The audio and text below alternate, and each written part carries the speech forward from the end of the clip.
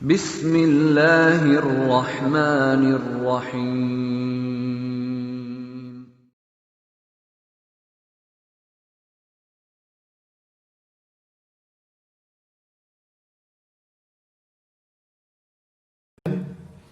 مولانا الیاس صاحب رحمۃ اللہ فتویٰ نہیں دیتے تھے۔ فتویٰ تو اس وقت کے مفتی اعظم جو مذاہب اربعہ میں فتوے پہ مہارت رکھتے تھے بر صغیر کے اندر، بلکہ پوری دنیا میں اگر دیکھا جائے تو مفتی کفایت اللہ صاحب رحمۃ اللہ علیہ، انہوں نے آ کر حکماً دوائی پلائی۔ مولانا الیاس صاحب کا مذہب تو وہ تھا اور حاجی صاحب اس مذہب پہ، لیکن مفتی صاحب نے آ کر حکماً دوائی پلائی اور کہا امت کو آپ کی اس وقت ضرورت ہے اور یہ حکم ہے۔ تو مولانا الیاس صاحب نے کیا فرمایا؟ ہاں بھائی، حال کا امر جاننا یہی اسلام ہے۔ فوراً مفتی صاحب کی بات پہ حال کا امر جاننا، اس کو ماننا، یہی اسلام ہے۔ مفتی صاحب نے کہا حال کا امر یہ ہے کہ پیو، اپنے سامنے دوائی استعمال کریں۔ ہم حاجی صاحب کو دوائی کھلانے کی کوشش میں لگے رہتے تھے، نہیں کامیاب ہوتے تھے۔ حاجی صاحب ایک وظیفہ بتلاتے تھے کہ کسی کو اگر کوئی بات وہ کرنی ہو تو وہ عمل کر کے اس سے بات کرو تو وہ انشاءاللہ تمہاری بات مان لے گا۔ چھوٹا سا ایک وظیفہ تھا، وظیفہ نہیں بتاؤں گا آپ لوگوں کو، کہیں آپ لوگ جو ہے نا کہو کہ جی یہی رشتہ ہو جائے تو یہ اسی وظیفہ پڑھتے رہو سارا دن کہ میری شادی تو یہی ہونی چاہیے، سارا زور اسی پہ لگ جائے۔ اب حاجی صاحب کے پاس میں نے لڑکوں سے کہا جو میرے ساتھ بچے ہوتے تھے، تو میں نے کہا بھائی وہ پڑھو اور پڑھ کر جو ہے نا دوائی کوشش کرو کہ گولی کھا لیں۔ حاجی صاحب چھوٹی سی ایک گولی تھی، وہ کھلانی تھی۔ مغرب کے بعد سے لگے ہوئے ہیں، مغرب کے بعد سے لگے ہوئے ہیں بچے، نہیں جی نہیں کھا رہے۔ بھائی صاحب یوں بچے یوں لے کے یوں مسکین سے بن کے یوں کھڑے ہوتے تھے، بھائی صاحب یوں ہاتھ مارتے تھے، وہ دوائی جا کے وہ گرتی تھی۔ پھر چلے تم کھاؤ کھاؤ، تو کھا، تو کھا، کہ تو کھا، مجھے کیوں کھلاتے، خود کھاؤ۔ خود کھایا، حاجی صاحب کی بیماری کی دوائی ہے اور وہ بچہ کیسے کھائے؟ عشاء ہو گئی، عشاء کے بعد کتاب ہو گئی، رات کے تقریباً 1:30-2 بج گئے۔ حاجی صاحب اپنا بیٹھے ذکر کر پڑھے جا رہے ہیں، پڑھے جا رہے ہیں، پڑھے جا رہے ہیں۔ میں نے بچے سے میں نے کہا کیا ہوا، دوائی نہیں کھائی؟ کہتے نہیں جی نہیں کھا رہا۔ میں گیا، جا کر میں نے کہا کہ جی ایک وظیفہ آپ بتلاتے ہیں، ایک وظیفہ آپ بتلاتے ہیں، یا تو وہ وظیفہ غلط ہے، وہ وظیفہ غلط ہے، لیکن وظیفہ غلط ہو نہیں سکتا اس لیے کہ آپ کہتے ہیں مولانا یوسف صاحب رحمۃ اللہ علیہ نے بتلایا، لیکن اس وظیفے کا آپ پر کیوں نہیں اثر ہوتا ہے؟ اب مجھے یوں دیکھیں گور کے، میں نے کہا مغرب کے بعد سے یہ بچے لگے ہوئے ہیں، میں بھی پڑھے جا رہا ہوں، وہاں سے پھوک مار رہا ہوں، لیکن آپ پہ اثر ہونے کا نام ہی نہیں لیتے۔ کوئی جواب نہیں دے رہے، بالکل سپاٹ چہرہ پر۔ میں نے پھر کہا، میں نے کہا یا تو وظیفہ ہی غلط ہے، وظیفہ صحیح نہیں ہے، یہ ایسے ہی بس، لیکن وظیفہ غلط ہو نہیں سکتا کہ مولانا یوسف صاحب نے آپ کو بتلایا ہے، اور جب وظیفہ غلط نہیں ہے تو یہ وظیفے کا اثر آپ پہ کیوں نہیں ہو رہا؟ 2-3 دفعہ میں نے یہ کہا، پھر لڑکے میں نے کہا پھینک دو اس کو گٹر میں، نہیں ہمیں نہیں کھلانی دوائی، جب یہ وظیفہ ہی نہیں اثر کرتا تو پھینکو اس کو، چھوڑو۔ یہ کہہ کے میں ساتھ بھی کمرے سے باہر جگہ تھی، وہاں جا کے بیٹھ گیا۔ میں نے کہا دیکھوں اب کیا ہوتا ہے۔ تو میں جو ہی میں ادھر گیا تو بچے سے کہا چل لے آؤ دوائی لے آؤ۔ دوائی منگا کر دوائی کھا لی، وہ لڑکا بھاگا آیا، مجھے خوشی، یہ صاحب نے دوائی کھا لی، دوائی۔ میں نے کہا اچھا چلو کوئی بات نہیں، کھا لی۔ پھر 1-8 گھنٹہ اور ذکر کرتے رہے، 2:30-3 بجے کے قریب لیٹ گئے، اور صبح میرے خیال میں آدھا پونا گھنٹہ آنکھ لگی ہوگی، پھر نماز اذان ہو گئی، نماز مطلب تہجد کے لیے اٹھے، تہجد وہی سونا تھا، گھنٹہ سے بھی کم یہی سونا تھا. تو جب وہ جاگتے تھے تو ہم جاگتے تھے، جب وہ سوتے تھے تب بھی ہم جاگتے تھے. اب صبح فجر کی نماز جو ہوئی، اب تو فہیم کی خیر نہیں. مجھے کچھ نہیں کہا، اب ایک ایک کو بلانا شروع کیا، فلاں کو بلاؤ، فلاں کو بلاؤ، فلاں استاد کو بلاؤ، فلاں مقیم کو بلاؤ، فلاں ایک ایک کو بلاتے جائیں اور اس کو رات کی کہانی سنائے کہ یہ رات فہیم میرے اوپر غصہ کر رہا تھا کہ وظیفہ اثر نہیں کرتا. بھائی تو 2 رکعت نفل پڑھتا اور پھر استغفار کر کے دعا مانگتا، پھر وظیفہ کرتا، پھر اثر نہیں کرتا، پھر 2 رکعت نفل پڑھتا، پھر 2 رکعت نفل پڑھتا، پھر استغفار کرتا، پھر دعا مانگتا، پھر وظیفہ کرتا، پھر بھی اثر نہیں کرتا، پھر 2 رکعت نفل پڑھتا. ایک ایک کو بلا کر صبح فجر کی نماز سے لے کر رات عشاء کے بعد تک یہی کہانی سارا دن رائیونڈ کے ہر آدمی کو انہوں نے یہ سنا دی. رات فہیم میرے پر غصے ہو رہا تھا کہ وظیفہ جو ہے نا اثر کیوں نہیں کر رہا. انہوں نے کہا جی مولانا مفتی احمد ممتاز صاحب اصلاحی بیان کرتے ہیں. میں نے کہا اصلاحی بیان تو کرتے ہوں گے، لیکن وہی بات ہے کہ اصلاحی بیان میں کہتے ہوں گے یہ کرو یہ کرو، کہتے جی کیا تو تھا، اثر تو ہوا نہیں، اثر تو ہوا نہیں.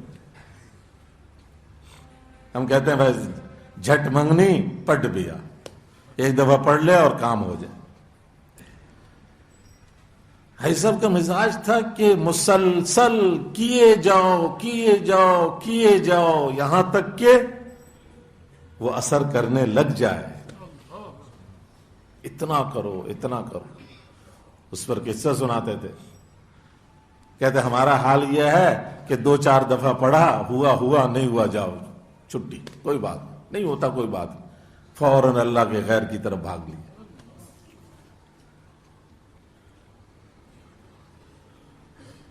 تھانوی رحمۃ اللہ علیہ کا قصہ سنایا کہ تھانہ بھون کے کنویں کا پانی کھارا تھا، کھارا پانی تھا، نمکین شوریلا،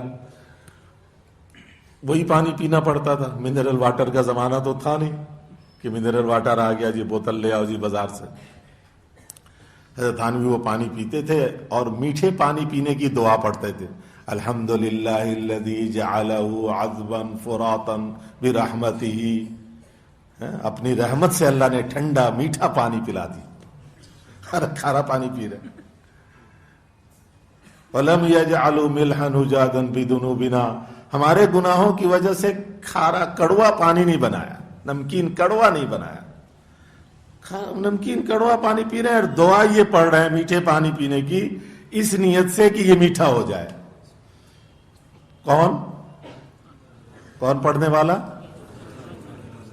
ہم نہ پدی کے شوروا. حضرت تھانوی جیسے پڑھنے والے پڑھے جا رہے، دن میں پتہ نہیں کتنی دفعہ پانی پیا ہوگا، کتنی دفعہ پڑھا ہوگا، 1 دن 10 دن 1 مہینہ 2 مہینہ 10 مہینہ سال 2 سال 3 سال 10 سال 12 سال پڑھا، کنویں کا پانی میٹھا ہوگا. ہم کہتے ہیں آج پڑھو، کل لڑکی بھاگی چلے آیا میرے گھر. آج کل تو یہی وظیفہ ہے نا کہ میری شادی وہاں ہونی چاہیے. ماں باپ سے لڑتے ہیں بچے، ماں باپ کہتے ہیں اچھا وہ مشورہ کرتے ہیں، کہتے ہیں نہیں وہیں رشتہ لے کے جاؤ نا، میرا دل وہیں کرتا شادی. یہ طلباء کے لیے کہہ رہا ہوں، باقی تو سب شادی شدہ ہی بیٹھے ہوں گے.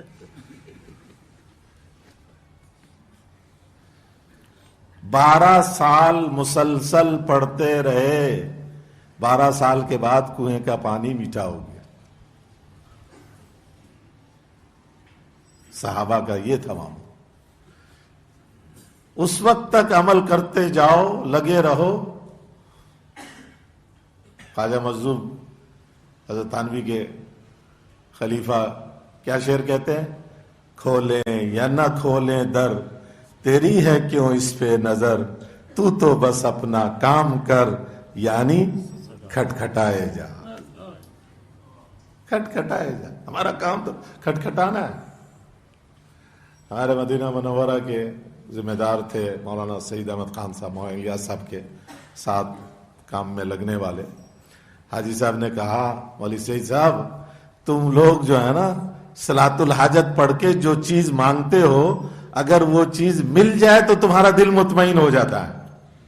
صلاۃ الحاجت پڑھ کر مانگی کہ اللہ ایک سواری مل جائے اور سواری مل گئی, اب مطمئن, واہ میرے صلاۃ الحاجت میں بڑا اثر ہو گیا. اور صلاۃ الحاجت پڑھ کر جو چیز مانگی وہ نہیں ملی تو دل افسردہ ہو جاتا ہے. حالانکہ نفس صلاۃ کی توفیق مل جانا اس چیز کے ملنے سے ہزارہ گنا زیادہ ہو کہ صلاۃ کی توفیق تجھے مل گئی. نفس صلاۃ الحاجت پہ ہر وقت ملے گا, یہاں ملے گا, موت کے وقت ملے گا, قبر میں ملے گا, حشر میں ملے گا, پل صراط پہ ملے گا, اور جنت میں جانے کے بعد بھی ہمیشہ ملتا ہی رہے گا اس نفس صلاۃ. میں نے اس حال میں جو اللہ کے امر, اللہ کے نبی کا جو طریقہ تھا, میں نے اس کو کر لیا, میں کامیاب ہو گیا. بس امر الہی کو پورا کر لینا, سنت نبی صلی اللہ علیہ وسلم پر عمل کر لینا, اس کی توفیق مل جانا, یہ میری کامیابی. اگلی چیز مجھے ملے نہ ملے وہ کامیابی کا مدار نہیں ہے. اگر مدار نتیجے پہ ہوتا تو یہ جو طلباء کے علاوہ حضرات ہیں, یہ طلباء سے پوچھ لینا, دورے کے دوسرے طلباء, کیا حدیثوں میں آتا ہے کہ قیامت کے دن کتنے انبیاء ایسے اٹھیں گے کہ جن کے ماننے والا ایک بھی نہیں ہوگا, اور وہ سارے انبیاء کامیاب ہیں. انہوں نے ان کے ذمے جو کام لگا تھا وہ کام انہوں نے کما حقہ کر دیا. بس آگے کسی مانا نتیجہ کچھ ہوا یا نہیں ہوا. نتیجے پہ کامیابی ناکامی نہیں ہے. کامیابی ناکامی کا یہ ہے کہ مجھے جو کام سونپا گیا میں نے وہ کام کیا جیسے کرنا چاہیے تھا یا نہیں کیا. اس کرنے پہ اگلے نے مانا نہیں مانا یہ میرے ذمہ نہیں ہے.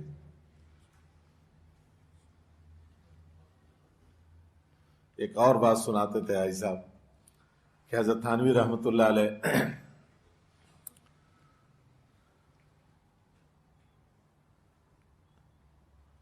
چاہتے تھے کہ تھانہ بھون میں جو ان کا علاقہ تھا وہاں اسٹیشن بن جائے, ریلوے اسٹیشن ہو جائے. ریلوے اسٹیشن تھا 1 میل کے فاصلے پہ تھا, جلال آباد. تو ٹانگے پہ وہاں جانا پڑتا تھا دور, وہاں سے ریل پہ بیٹھنا پڑتا تھا. اب چاہتے تھے کہ ہمارے یہاں بھی بن جائے. اب 1 میل کا فاصلے میں 2 ریلوے اسٹیشن, یہ ریلوے کے قانون کے خلاف, کسی یوز میں نہیں تھا. 5-6 میل, 8 میل, 10 میل اتنے فاصلے پہ تو ہوتا, لیکن 1 میل اسٹیشن اور پھر 1 میل بعد اسٹیشن. حضرت کی چاہت, حضرت کے تعلق والے مریدین میں سے بڑے بڑے افسران بھی تھے, سرکاری افسران بھی تھے. حضرت نے کسی کو کانوں کان خبر نہیں لگنے دی, چپکے سے ایک درخواست بنا کر اسٹیشن کے لیے درخواست چپکے سے جمع کرا دیا, کسی کو نہیں پتہ لگنے دیا. جمع کرا کر دعا مانگنی شروع کر. کتنے سال مانگی بھائی پتہ ہے کسی کو؟ تو پھر کیا پتہ ہے جب ہمیں اپنے اکابرین کی بات کا ہی نہیں پتا تو پھر ہم کیا بتائیں. آج سارے فتنے جو پیدا ہو رہے ہیں نا اہل علم کے اندر, وہ وجہ یہ ہے کہ ہر صاحب علم اپنی عقل سے سب کچھ سمجھنا چاہتا ہے. ہم اکابر پرست لوگ ہیں, ہم اپنے اکابر کی سمجھ پہ چلنا چاہتے ہیں. ہمارے اکابر نے, ہمارے بڑوں نے قرآن حدیث سے جو سمجھا ہے, اگر میری سمجھ اس کے مطابق ہے تو ہم شکرانے کے نفل پڑھیں گے, اور اگر میری سمجھ کی کھوپڑی میں کوئی اور بات آ رہی ہے اور میرے بڑوں نے, میرے اوپر والوں نے, میرے استادوں نے, استاد کے استادوں نے کچھ اور سمجھا ہے, تو اپنی کھوپڑی میں آئی ہوئی بات کو 100 میل نیچے دفن کریں گے اور جو بڑوں نے کیا اس پہ چلیں گے. سارے فتنے ختم ہو جائیں. یہ سارے فتنے کے سد باب کا راستہ یہ ہے کہ اپنے اکابر کے نقش قدم یعنی ان کے پاؤں کے نقش پہ پاؤں رکھ کے چلتا جائے, ورنہ پھسل جائے. سارے محقق بنے پھر رہے.